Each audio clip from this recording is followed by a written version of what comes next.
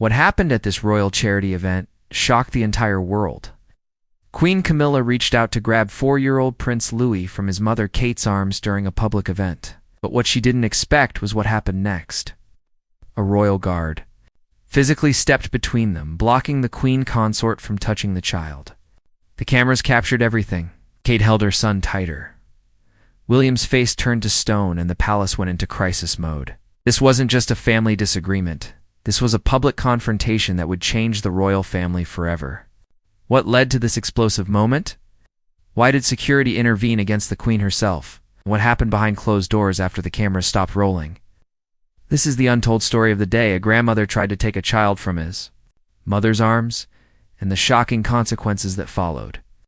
The morning sun cast long shadows across the courtyard of Buckingham Palace as preparations were underway for what was meant to be a routine royal engagement. It was a charity event for children's literacy, one of the many causes the royal family supported publicly. The event was scheduled to take place in the palace gardens, where representatives from various children's charities would gather to meet members of the royal family and discuss their programs. Catherine, the Princess of Wales, stood near one of the tall windows overlooking the gardens. She was dressed in an elegant navy blue dress that fell just below her knees, her dark hair styled perfectly as always. In her arms, she held her youngest son, Prince Louis, who was 4 years old and full of energy as usual. The little prince was wearing a smart navy short suit with knee-high socks, looking every bit the proper royal child, though his mischievous smile suggested he had other plans for the day. Louis had been particularly clingy that morning. He had woken up from a nightmare around 3 in the morning and had crawled into his parents' bed, nestling between William and Catherine. Even now, hours later, he refused to let go of his mother. Every time Catherine tried to set him down, his small arms would wrap tighter around her neck, and he would whimper softly. Catherine understood. Her youngest had always been the most sensitive of her 3 children, the one who needed extra reassurance and comfort. William, the Prince of Wales, stood nearby, discussing last-minute details with one of the palace coordinators. He glanced over at his wife and youngest son with a gentle smile. He knew that look on Catherine's face, the protective maternal instinct. That kicked in whenever one of their children needed her. They had agreed that if Louis continued to be upset, Catherine would simply hold him during the event. It was not the most formal arrangement, but family came first. The public generally responded well to genuine displays of parental affection from the royals. Queen Camilla entered the room with her usual air of authority. She was dressed in a cream-colored suit with a matching hat, her jewelry glinting in the morning light. She had been queen consort for over a year now, and she carried herself with the confidence of someone who had finally achieved the position she had worked toward for decades. Behind her walked 2 of her ladies-in-waiting and a personal secretary, who was frantically taking notes on a tablet. Camilla's eyes immediately went to Catherine and Louis. Her expression shifted slightly. A flash of something that might have been annoyance crossing her features before she composed herself into a pleasant smile. She approached Catherine with measured steps, her heels clicking on the polished floor. She greeted Catherine warmly enough, asking about the children and complimenting her dress. But her eyes kept returning to Louis, who was still wrapped around his mother like a small koala. Camilla mentioned that the photographers would be arriving soon, and that the official family portrait for the event would need to be taken before the guests arrived. She suggested, in a tone that was friendly but firm, that perhaps Louis should be with his nanny for the formal portions of the event. Catherine's smile remained fixed, but those who knew her well could see the subtle tension in her jaw. She explained politely that Louis was having a difficult morning and needed to stay close to her. She assured Camilla that Louis would be fine during the event and that she had no problem holding him during the photographs if necessary. After all, many royal photographs featured young children being held by their parents. It was perfectly normal and actually quite endearing to the public. Camilla's smile tightened almost imperceptibly. She glanced at her secretary, then back at Catherine. She explained that she had discussed the event schedule with the palace communications team, and they had planned for a very specific image for the charity event. The focus was meant to be on the work being done for literacy programs, and having a small child in the photographs might distract from the message. Surely Catherine understood the importance of maintaining the proper image. William had finished his conversation, and now moved closer to his wife and son. He placed a protective hand on Catherine's back, a subtle but clear signal of support. He addressed Camilla with respectful but firm words, explained that Louis was staying with Catherine, and that the communications team would simply need to adjust their plans. The public loved seeing the royal children and showing a parent. Comforting a child who needed support was not a distraction. It was authentic and relatable. The temperature in the room seemed to drop slightly. Camilla's pleasant expression remained in place, but her eyes had grown harder. She mentioned that as queen, she had certain expectations for how royal events should be conducted. She had worked very hard to establish a certain standard of professionalism and dignity for the family's public appearances. She understood that William and Catherine were devoted parents, which was admirable, but there were appropriate times and places for such displays. Catherine's grip on Louis tightened protectively. The little prince seemed to sense the tension. In the room, because he buried his face deeper into his mother's shoulder, Catherine's voice remained calm and polite, but there was steel underneath. She explained that she respected Camilla's position, but that when it came to decisions about her children's well-being, she and William would make those choices. Louis needed his mother right now, and she would not hand him off to staff simply for the sake of photographs. The standoff was interrupted by the arrival of King Charles. He entered with his usual slightly rushed energy, checking his watch and commenting that they were running behind schedule. He took in the scene before him with one quick glance, his wife looking frustrated, his son and daughter-in-law standing united with their child between them, and the palpable tension filling the space. Charles approached with diplomatic care. He greeted his grandson warmly, gently touching Louis's back. The little boy peeked out from Catherine's shoulder to give his grandfather a small smile before hiding again. Charles suggested that perhaps they should simply proceed with the event as planned and let the photographers capture whatever natural moments occurred. After all, the charity representatives were already arriving. Keeping them waiting would be poor form. Camilla looked at her husband with an expression that suggested this conversation was far from over, but she agreed with a tight nod. The group began moving toward the gardens where the event would take place. Catherine walked with Louis still firmly in her arms, William by her side. Camilla walked slightly ahead with Charles, her posture rigid with barely concealed irritation. The gardens had been set up beautifully. Tables were arranged with displays of children's books. Representatives from various literacy charities stood ready to discuss their programs, and members of the press were corralled in a designated area with their cameras ready. A small stage had been erected where speeches would be given, and chairs were arranged in neat rows for the audience. As the royal family emerged into the gardens, cameras immediately began clicking. The press photographers called out greetings and attempted to get the attention of the family members for better shots. Louis, startled by the noise and commotion, wrapped his arms even tighter around Catherine's neck. She whispered soothing words to him, one hand rubbing his back in gentle circles. The official greeting portion of the event began. Charles and Camilla moved down the line of charity representatives, shaking hands and exchanging pleasantries. William and Catherine followed behind, with Catherine managing to greet people warmly despite having Louis in her arms. Most of the representatives found it charming, smiling at the little prince and commenting on how sweet he looked. But Camilla kept glancing back at Catherine and Louis with increasing frequency. Her smile for the cameras and guests remained perfect, but anyone watching closely could see the tension in her shoulders, the way her hands clasped together just a bit too tightly. She leaned toward her secretary at one point and whispered something. That made the woman nod quickly and hurry off toward where the royal nanny stood waiting near the palace entrance. The event continued with speeches from charity leaders discussing the importance of early childhood literacy. Catherine listened attentively, occasionally shifting Louis to a more comfortable position. The little boy had relaxed somewhat, his face no longer hidden in his mother's shoulder, but he still showed no interest in being put down. He watched the proceedings with big, curious eyes, sometimes whispering questions to his mother, who would answer softly. It was during the transition between speeches, the royal family was repositioning for the official photograph, that the situation escalated. The photographer called for everyone to gather on the small stage. Charles and Camilla took their positions in the center. William moved to stand beside his father. Catherine, still holding Louis, began to move into position beside William. Camilla turned and saw Catherine approaching with Louis.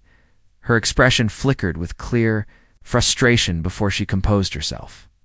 She stepped down from the stage and approached Catherine directly. Her voice was low, meant only for Catherine to hear, but the nearby microphones picked up some of the words. She insisted that Louis could not be in the official photograph. She said the family had discussed this, that the image needed to be professional and dignified, and that a 4-year-old child being held would undermine the seriousness of the event. Catherine's response was equally quiet but firm. She reminded Camilla that no such discussion had taken place, at least not with her or William. She reiterated that Louis was staying with her, and that if Camilla did not want them in the photograph, then both she and Louis would step aside, but they would not be separated. William had noticed the exchange and quickly moved down from the stage to join his wife. He asked what the problem was, his tone pleasant, but his body language protective. Camilla explained her position, her voice rising slightly as her frustration leaked through her controlled demeanor. She said that as queen, she had the authority to determine how official royal photographs were composed. She was making an executive decision that Louis should be with his nanny during the formal photo. That was when Camilla made her critical mistake. Perhaps frustrated by the resistance she was encountering, perhaps believing her position as queen gave her authority over Catherine's parenting decisions, or perhaps simply acting without thinking. Camilla reached out toward Louis. Her intention seemed to be to take the child from Catherine's arms, to physically remove him from the situation so the photograph could proceed as she wanted. The moment Camilla's hands made contact with Louis, attempting to pull him away from Catherine, multiple things happened simultaneously. Louis let out a frightened cry and clung desperately to his mother.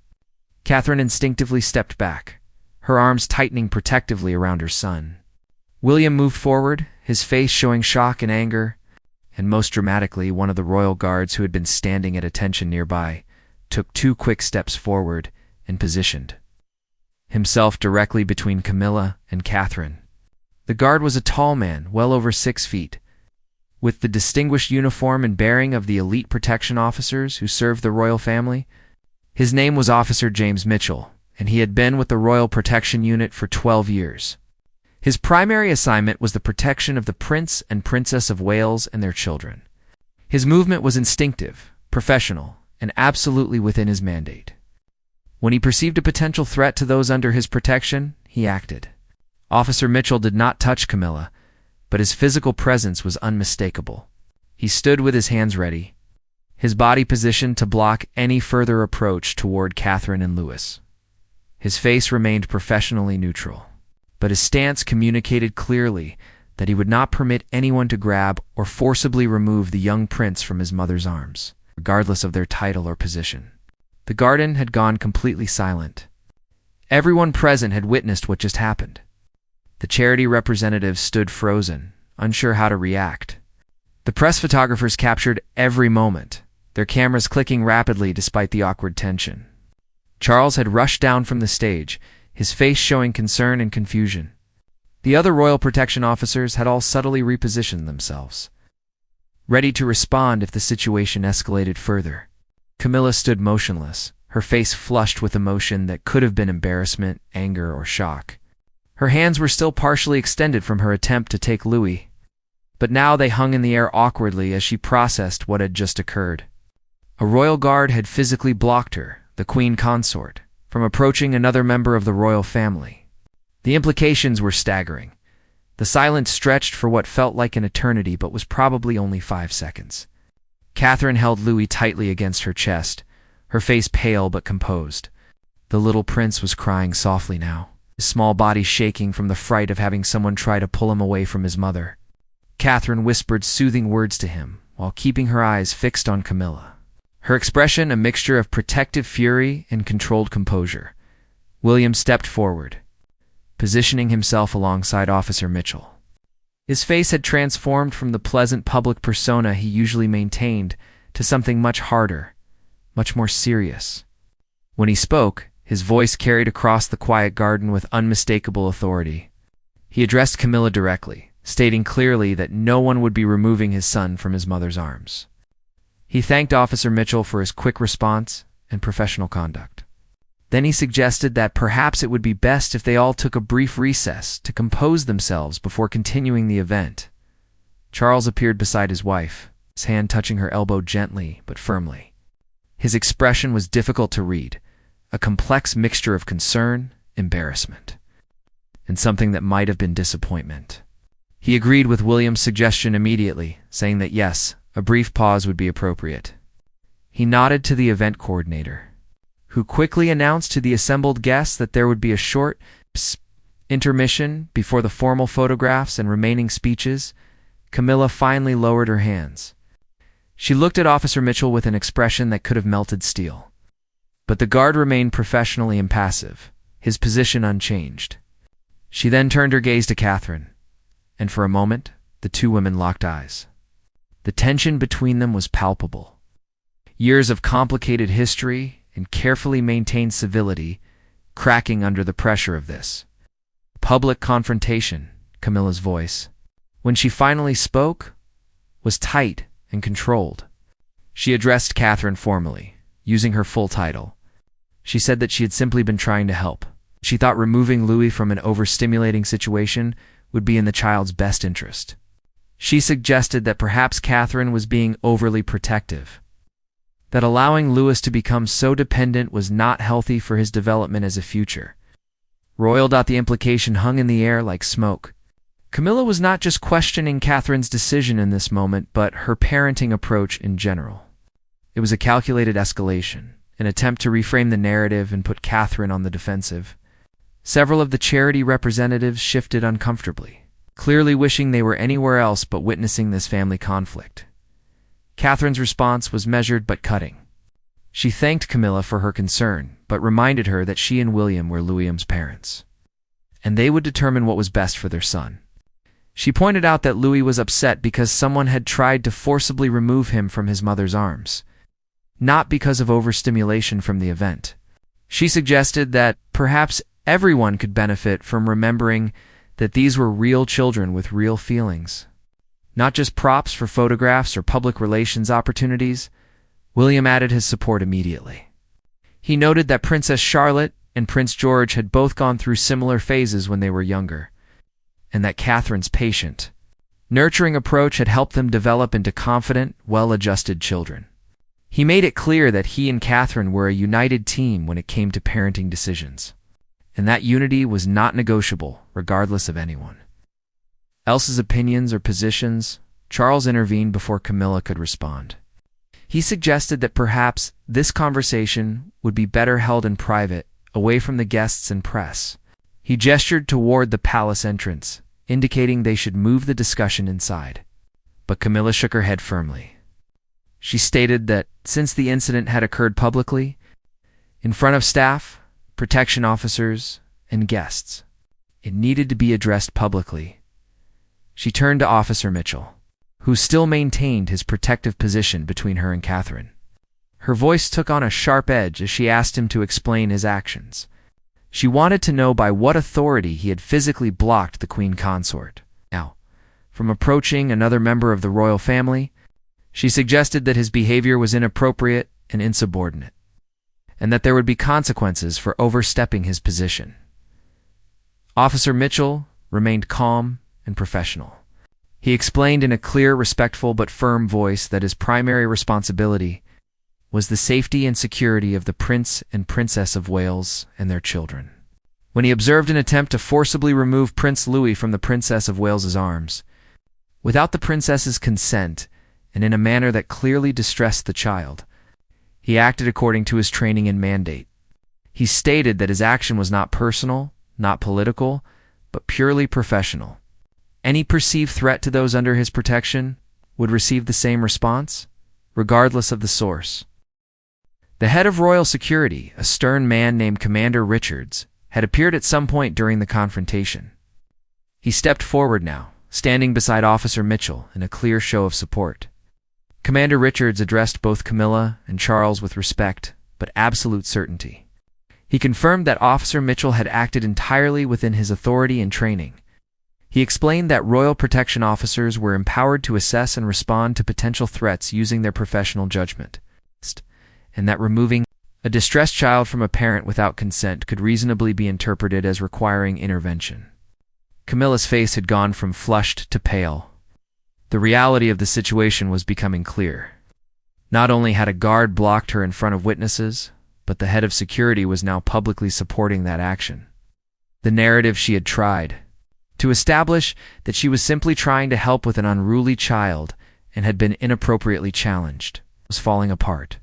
Instead, the story was becoming one of the Queen Consort overstepping her authority with the Wales family and being professionally checked by security personnel doing their duty.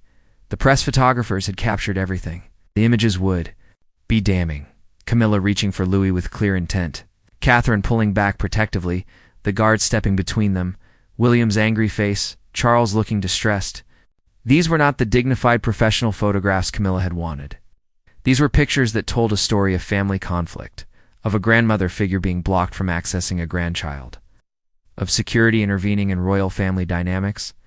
One of Camilla's ladies-in-waiting approached quietly and whispered something urgent in her ear. Camilla's eyes widened slightly, then narrowed. The woman had likely informed her that the press had indeed captured the incident, and that social media was probably already exploding with speculation and commentary. In the modern age, controlling the narrative of such a public incident was nearly impossible. William made a decision. He announced clearly that the event would continue as planned, but that he, Catherine, and Louis would be stepping aside from the formal photographs.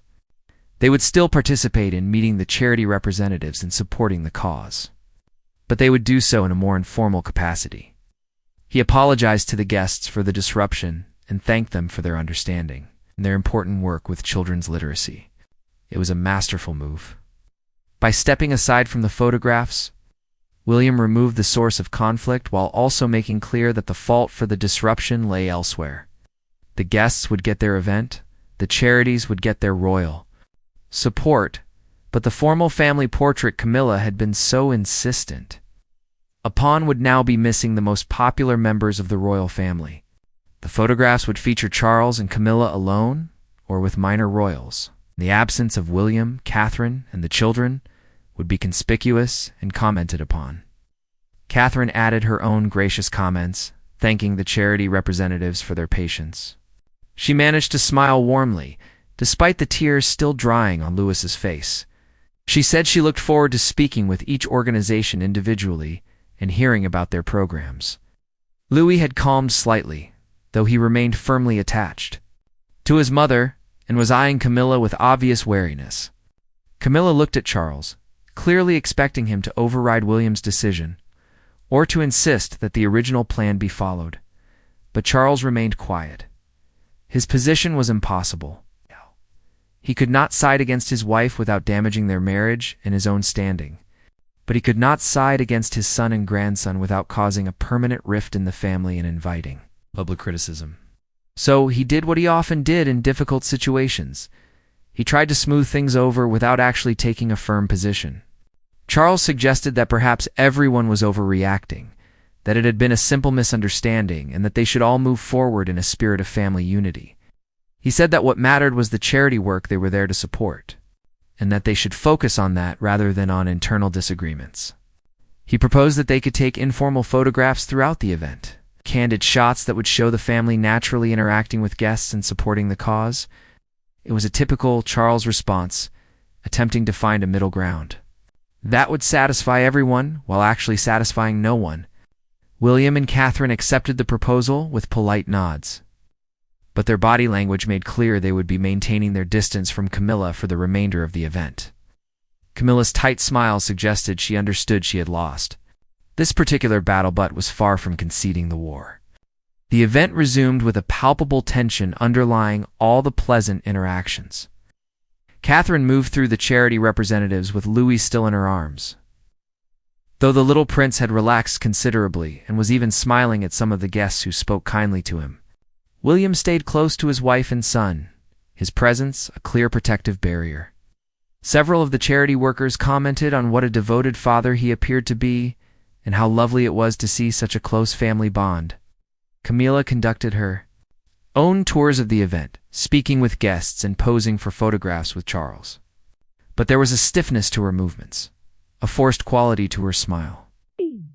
Several times, her eyes drifted toward Catherine and Louis, her expression unreadable, but certainly not warm.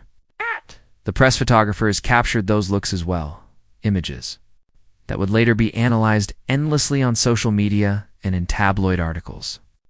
Officer Mitchell had returned to his standard position, standing at a respectful distance but maintaining clear sightlines to William, Catherine, and Louis.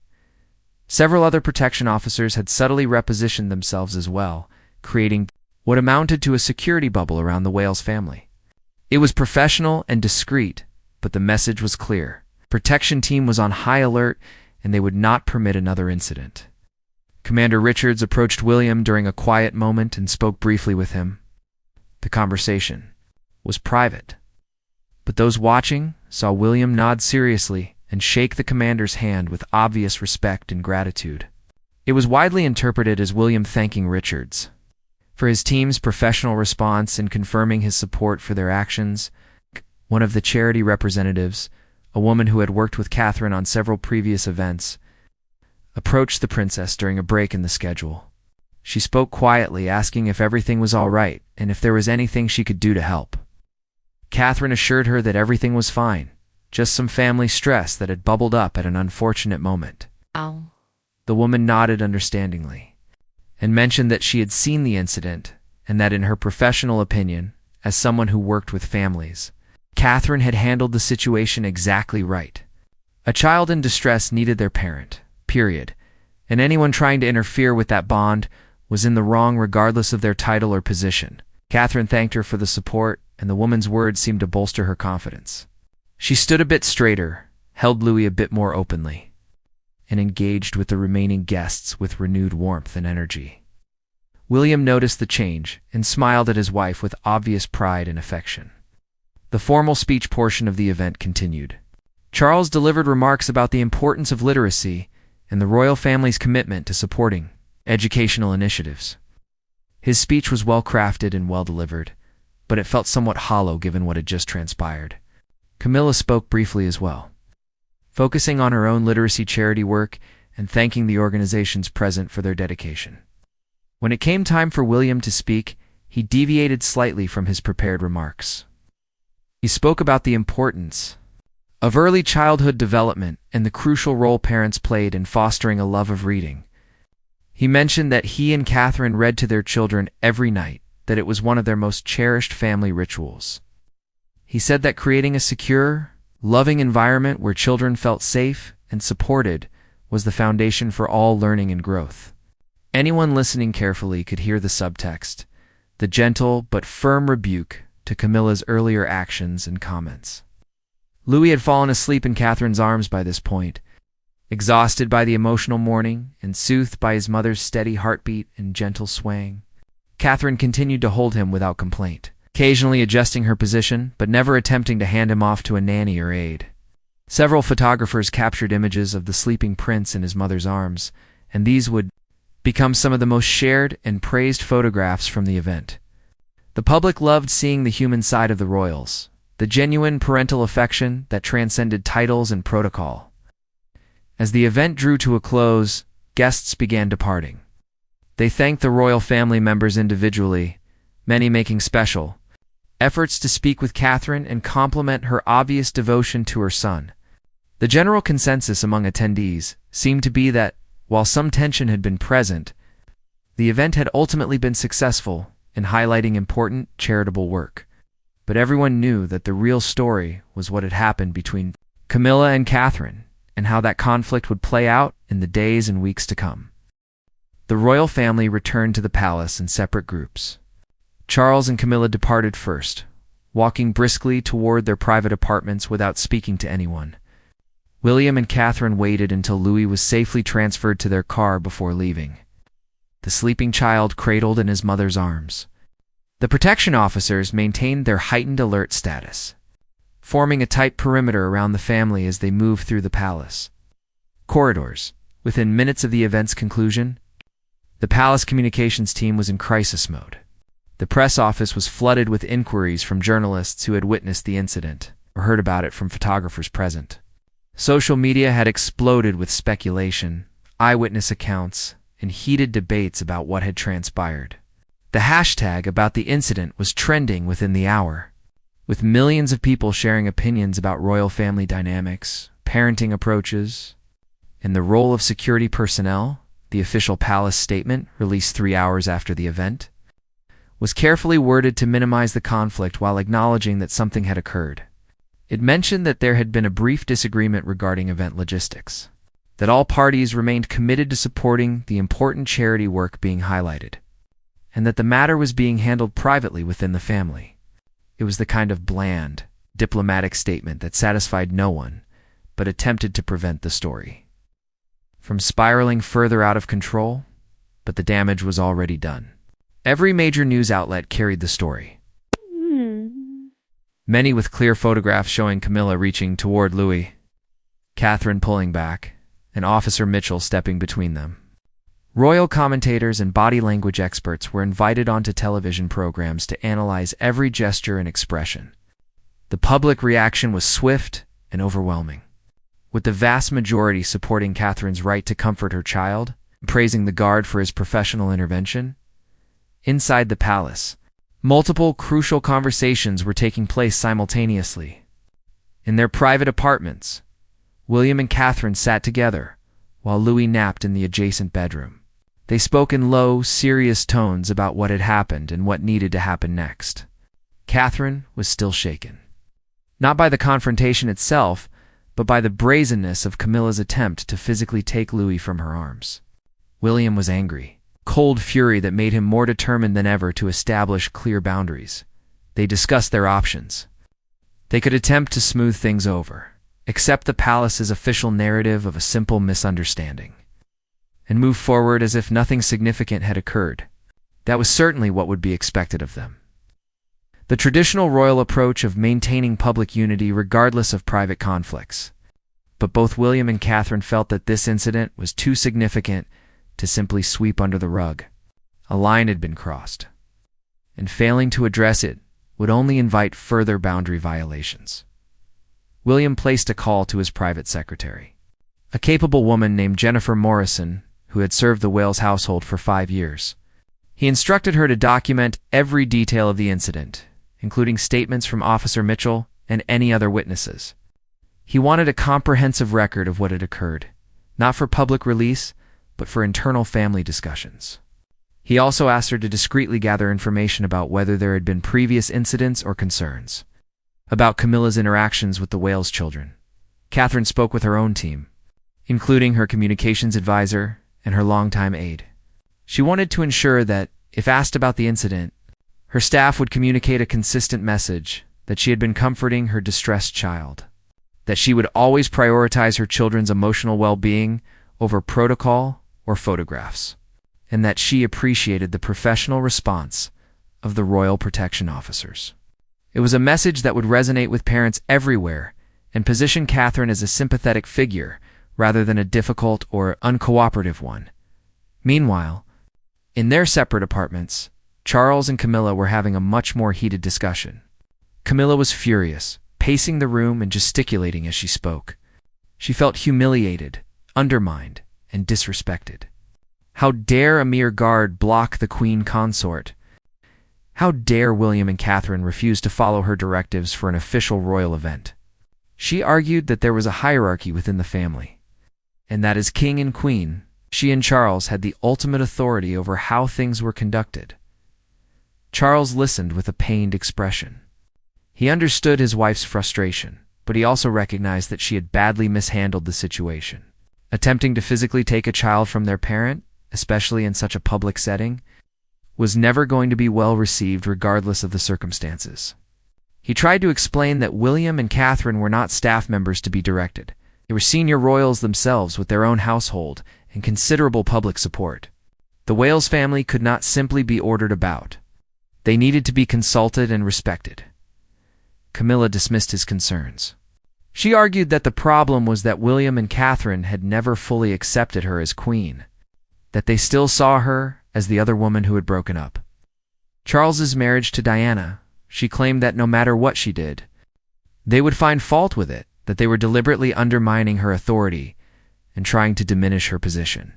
She demanded that Charles back her up publicly, that he issue a statement supporting her actions and criticizing the guard who had blocked her. Charles refused, though his refusal was gentle rather than confrontational. He explained that taking such a stance would create an irreparable rift with William and Catherine, would make him look like he was choosing his wife over his son and grandchildren, and would likely backfire spectacularly in the court of public opinion. The British people loved Catherine and the Wales children. Any perception that Charles was attacking them to defend Camilla would destroy much of the goodwill he had built since becoming king. The argument continued for over an hour, with Camilla becoming increasingly agitated and Charles becoming increasingly withdrawn. Finally, Charles stated that he would speak with William privately, that he would attempt to mediate between Camilla and Catherine, but that he would not issue any public statement that took sides. He suggested that perhaps some distance between the households would be beneficial while emotions were running high. That evening, Charles requested a private meeting with William. They met in one of the palace's smaller sitting rooms, away from staff and advisors. It was just father and son, attempting to navigate a situation that threatened to tear the family apart publicly. Charles began by acknowledging that the incident had been unfortunate and that he understood William's protective instincts regarding his children. William's response was measured but firm. He explained that the issue was not just about one incident, but about a pattern of behavior. He detailed several previous occasions where Camilla had made comments or suggestions about the Wales children that had crossed boundaries. There was the time she had publicly questioned Catherine's decision to personally handle much of the children's early care rather than relying more heavily on nannies. There were the comments about George needing to be tougher and less emotional. There were the suggestions that Charlotte was too assertive and needed to learn more ladylike behavior. Charles seemed genuinely surprised by some of these examples, William continued, explaining that he and Catherine had overlooked many small incidents out of respect for Charles and desire to maintain family harmony.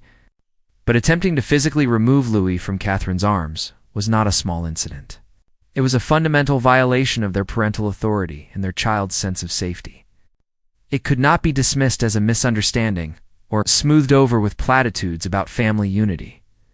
William made his position clear.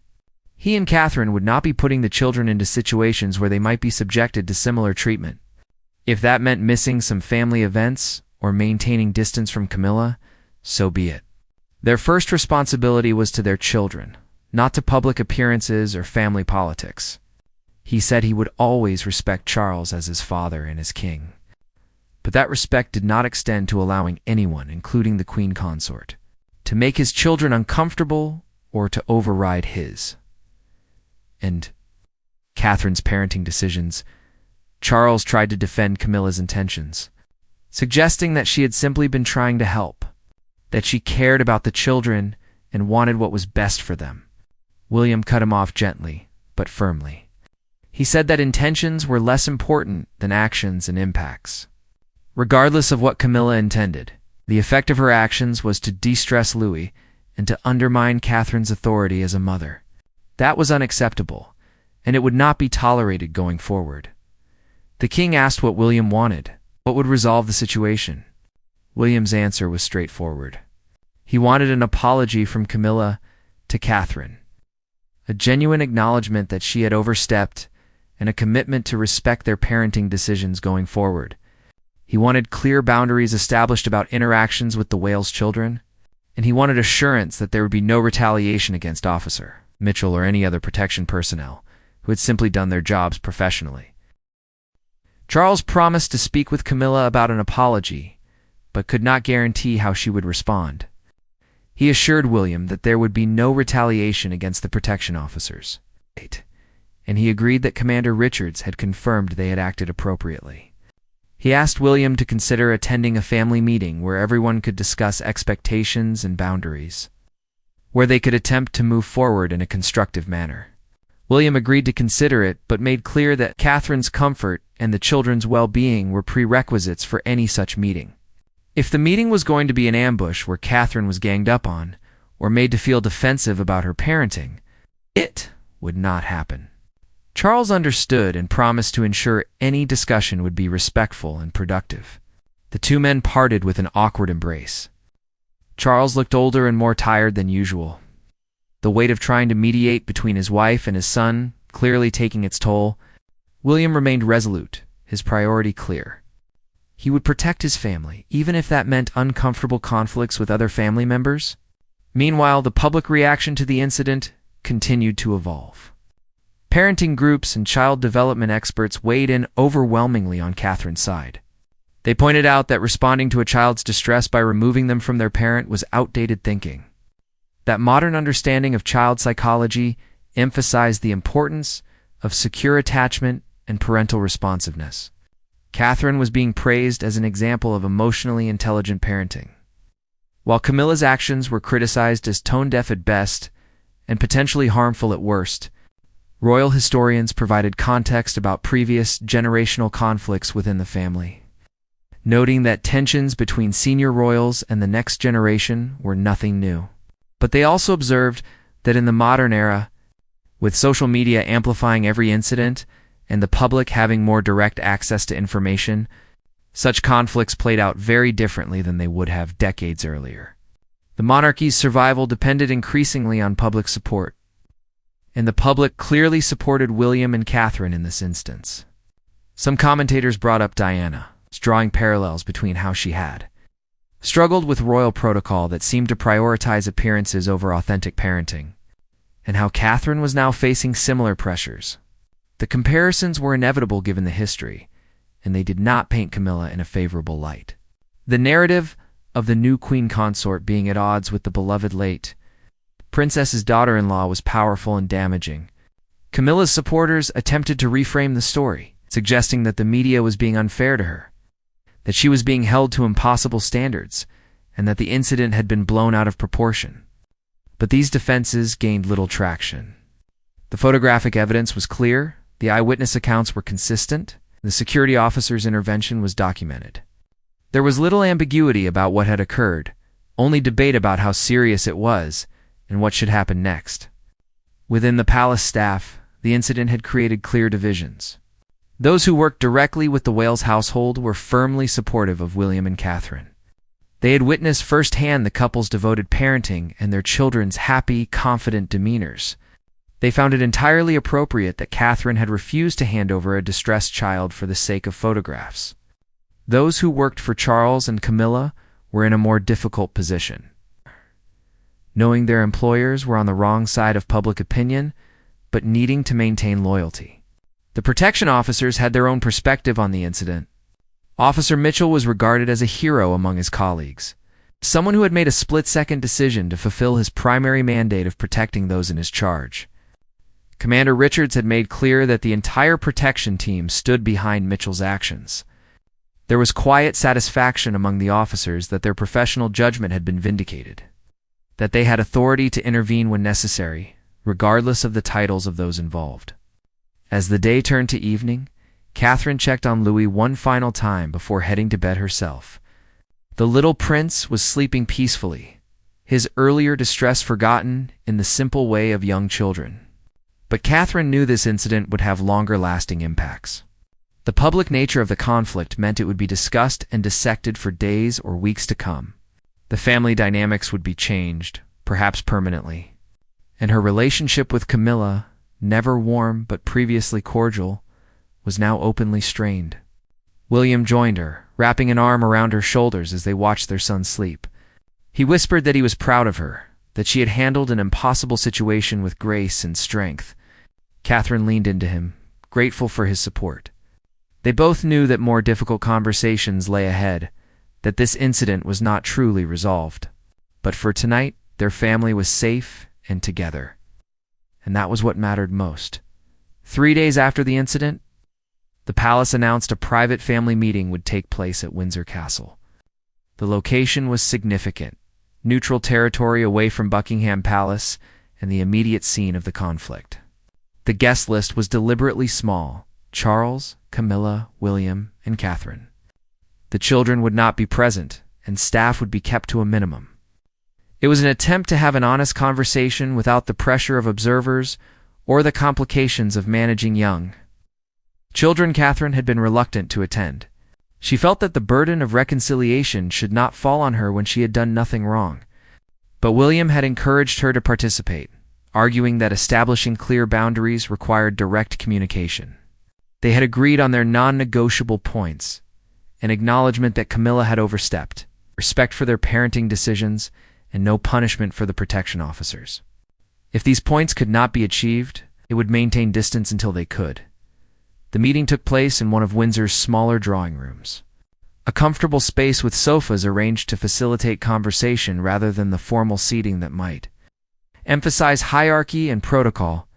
Charles and Camilla arrived first, both looking tense. When William and Catherine entered, the greetings were polite but formal. There was none of the usual warmth or familial affection, just careful civility. Charles began by thanking everyone for coming and expressing his hope that they could work through their differences constructively. He acknowledged that the incident at the charity event had been unfortunate and that feelings had been hurt on all sides. He suggested that perhaps everyone could share their perspectives openly and honestly, with the goal of understanding each other better and establishing how to move forward as a family.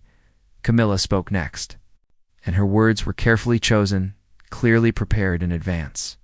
She said that she regretted that the situation had escalated as it had, and that she had not intended to cause distress to Louis or to undermine Catherine. However, she also expressed frustration that her suggestions regarding the event had been dismissed, and that she felt her position as queen was not being properly respected. She suggested that there needed to be clearer protocols about how royal events were managed, and who had final authority in various situations. Catherine listened without interrupting, her face composed, but her eyes revealing her thoughts. When it was her turn to speak, she addressed Camilla directly. She acknowledged that coordinating royal events involving multiple family members could be complex, and that clear communication was important. However, she made clear that when it came to decisions about her children's well-being, she and William had final authority. No amount of protocol or hierarchy could override a parent's right to comfort a distressed child or make decisions about their care. She also addressed what she saw as the core issue. Camilla had attempted to physically take Louis from her arms without permission in a manner that frightened the child. Catherine explained that regardless of Camilla's intentions or her position as queen, that action was a violation of basic boundaries. She said that she had been patient with previous comments and suggestions, but that physical intervention with her children was a line that could not be crossed. William supported his wife's statement completely. He added that the protection officers had responded appropriately to what they perceived as a potential threat to those under their protection. He made clear that he would not tolerate any suggestion that Officer Mitchell or Commander Richards had acted improperly. They had done their jobs with professionalism and good judgment, and he had complete confidence in them. The room fell silent for a moment. Charles looked uncomfortable, caught between his wife and his son.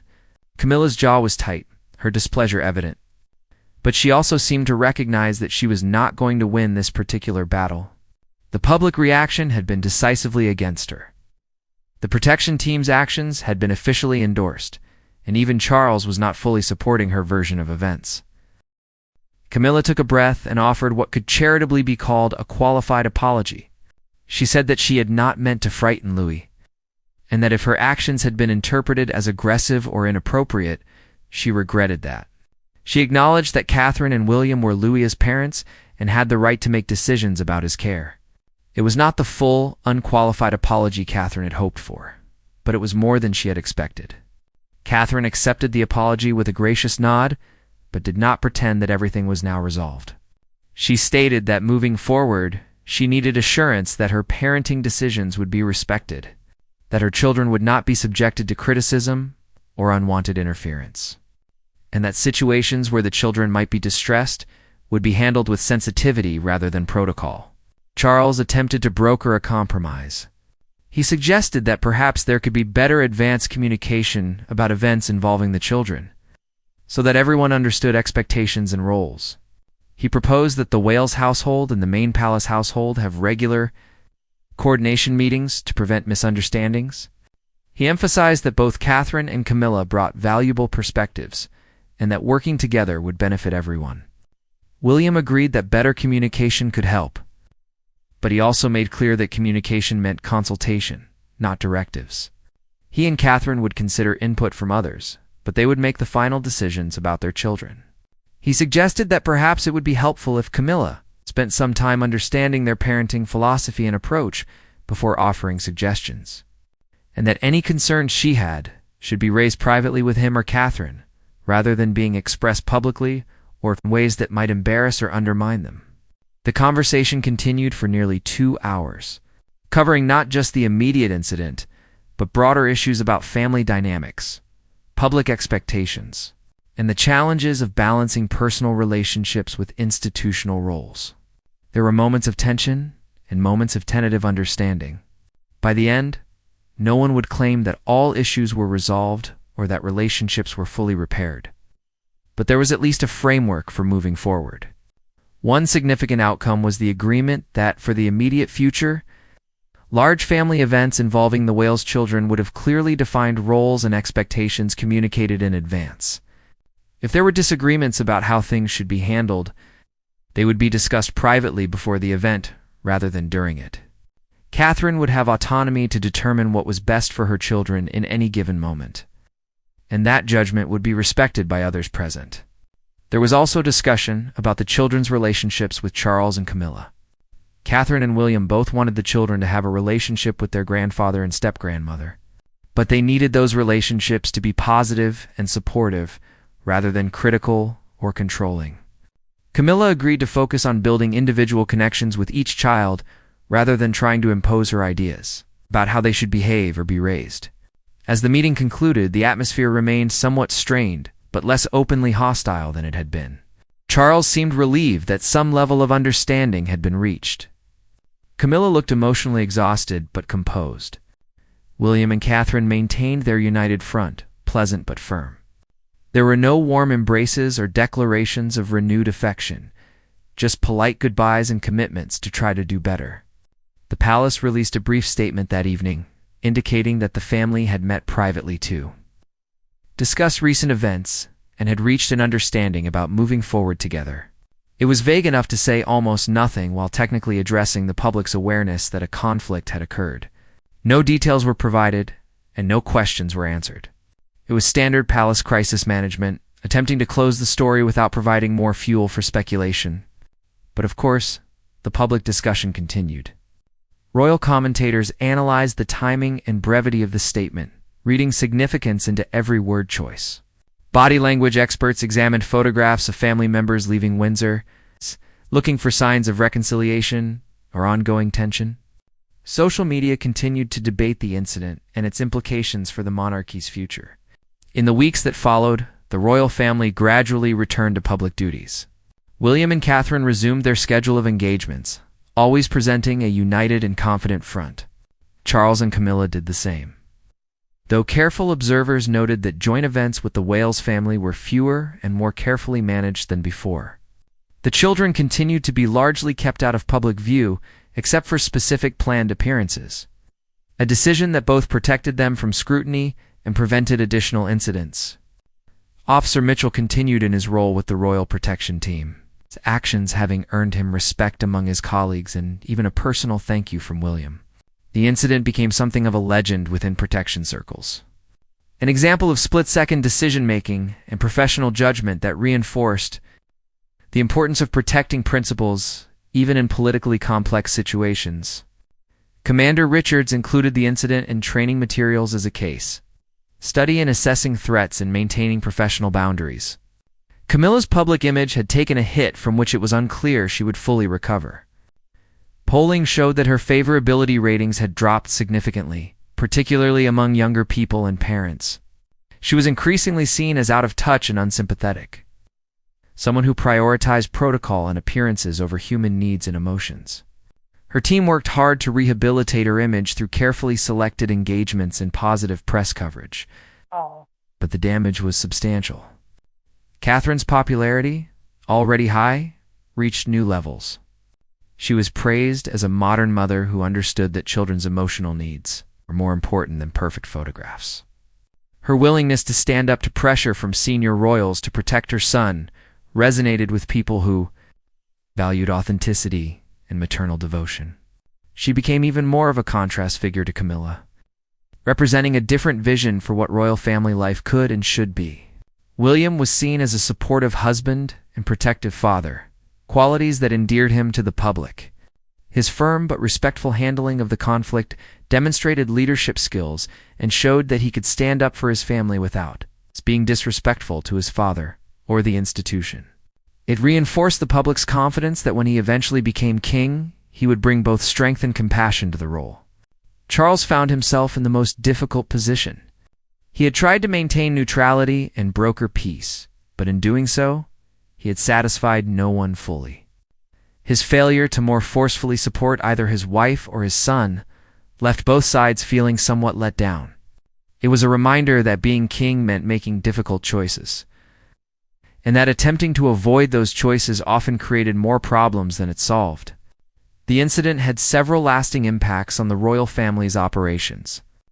Event planning became more rigorous, with clear communication protocols established to prevent ambiguity about roles and responsibilities.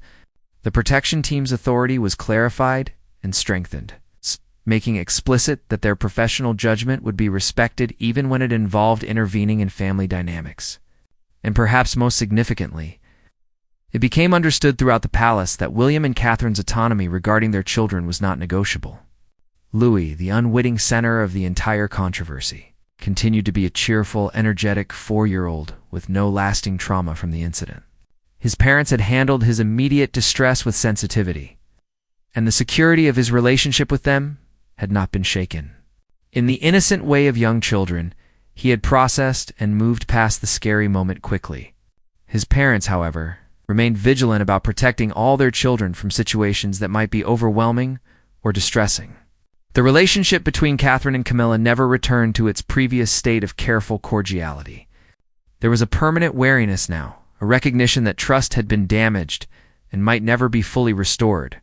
They maintained professional courtesy at necessary family events, but there was no warmth, no genuine connection. They were family members who tolerated each other out of necessity and respect for Charles and William, but who would never be friends or confidants. Several months after the incident, at a large royal event with multiple family members present, Louis needed to be comforted during a loud ceremonial element that frightened him. Catherine immediately picked him up, and this time, no one questioned or interfered. Camilla, standing nearby, looked away and made no comment or gesture. It was a small moment, but it demonstrated that the boundaries established through conflict were now being respected. The incident became a defining moment in the evolving story of the modern royal family. It illustrated the tensions between traditional hierarchy and modern parenting approaches. It demonstrated the public's expectations that royals be relatable and human rather than just formal figureheads. And it showed that even within the most privileged and protocol-bound institution, basic human conflicts about family, boundaries, and respect could create dramatic confrontations. For Catherine, the incident reinforced her commitment to prioritizing her children's well-being over royal protocol when the two conflicted. She had been tested publicly and had stood her ground, and both her family and the public had supported her. It was empowering in a way, a reminder that she had agency and authority even within the constraints of royal life. For William, the incident clarified his priorities and his leadership approach.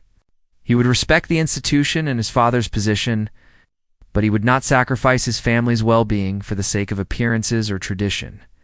He had drawn a line and held it, and in doing so, he had demonstrated the kind of principled leadership that would serve him well in the future. For Camilla, the incident was a painful lesson in the limits of her position and the importance of public perception. Being queen consort gave her a title and a platform, but it did not give her unlimited authority over how other family members lived their lives or raised their children. She had overreached, and the consequences had been publicly embarrassing and personally isolating. For Charles, the incident highlighted the ongoing challenge of balancing different relationships and interests within his family and his institution. He had tried to avoid taking sides and had ended up satisfying no one. It was a reminder that leadership sometimes required making clear choices. Even when those choices were uncomfortable or unpopular with some parties, the royal family moved forward, as institutions and families do.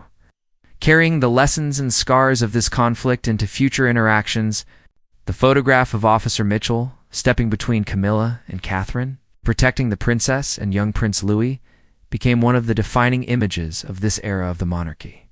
It symbolized changing attitudes about authority, the importance of protecting vulnerable individuals, and the public's expectation that even royals should prioritize human needs over protocol. Years later, when historians wrote about this period of the royal family's evolution, the shower incident at the charity event would feature prominently. It would be discussed as a turning point, a moment when traditional hierarchies and modern values collided publicly, when the protection of a 4-year-old's emotional well-being became more important than a perfect photograph.